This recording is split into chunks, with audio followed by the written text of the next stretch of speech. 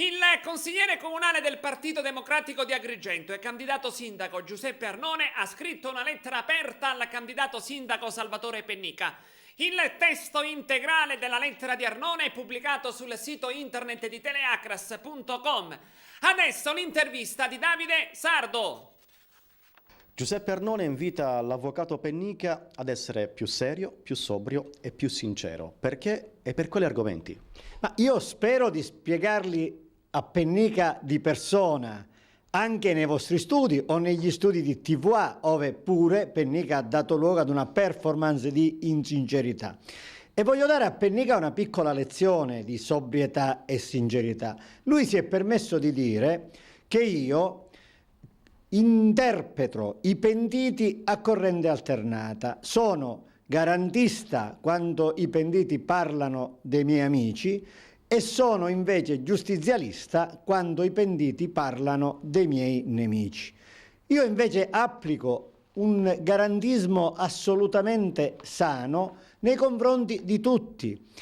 Io ho detto che Di Gati, quando parla di Lombardo, è assolutamente inattendibile, ma per ragioni di tutta evidenza. Se Di Gati dice di avere ricevuto l'indicazione di votare per Lombardo e il partito Lombardo MPA nel 2003 e l'MPA è nato 2 anni dopo, non mi pare che ci siano dubbi che Di Gati dica cose che non vanno credute. Se lo stesso Di Gati dichiara di avere preso soldi per votare l'MPA e in un altro verbale poi dichiara di avere votato per Arnone da Favara, candidato nella lista del presidente Cuffaro e imparentato con esponenti di Cosa Nostra, e quella è stata l'unica elezione, non vi è dubbio che Di Gati non va preso sul serio. Anzi, il problema è come si sia fatto un processo a Lombardo sulla base di affermazioni di questo tipo. Ma andiamo a Pennica. Di Gati parla di Pennica. E io ho detto che quando Di Gati parla di Pennica è inattendibile.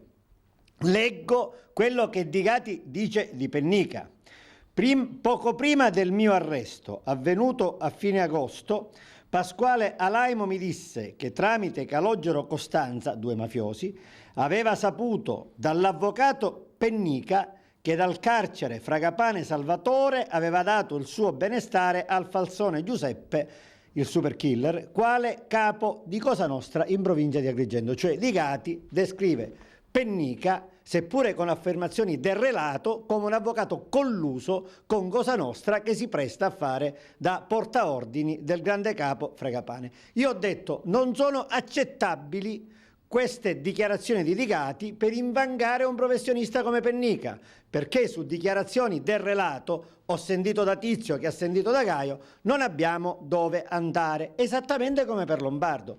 Allora, io vorrei che Pennica fosse più serio, ben sapendo che io nel mio libro ho dedicato addirittura un capitolo al sano garantismo che deve evitare infamie quando si tratta con i pentiti, non può dire quello che ha detto. E ancora, deve essere più serio e sobrio, ma non per rispetto mio, degli agrigentini. L'altro giorno si è permesso di dire che io mi rivolgo come legale al suo studio per avere prestazioni professionali, facendo intendere agli agrigentini che l'avvocato Arnone ha bisogno del supporto tecnico-giuridico di Pennica.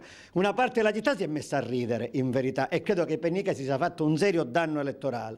Un'altra parte è rimasta molto perplessa. Allora dico, sono sciocchezze che Pennica dice, perché evidentemente i sondaggi cominciano ad avere con Pennica l'effetto che hanno, diciamo, con quelli che non sanno reggere il buon bicchiere di vino durante il pasto. Concludo. Voglio dire a Pennica, ma anche a Marco Zambuto, che vedo frequentissimamente nei vostri studi, più volte al giorno, che forse sarebbe il caso di avere loro la dignità di spendere una parola contro le manovre che torbidi centri di interesse conducono contro Teleagras. Io vorrei sentire, su questo mi confronterò con Pennica, l'opinione di Pennica e di Marco Zambuto su quello che dice Giacomino Di Benedetto scandalosamente contro Teleagras, su quello che dice Aldo Capitano scandalosamente contro Teleagras, o intendono Teleagras e la libera informazione come lo zerbino da utilizzare al loro uso e consumo senza avere il coraggio civile di dire le cose vere alla cittadinanza.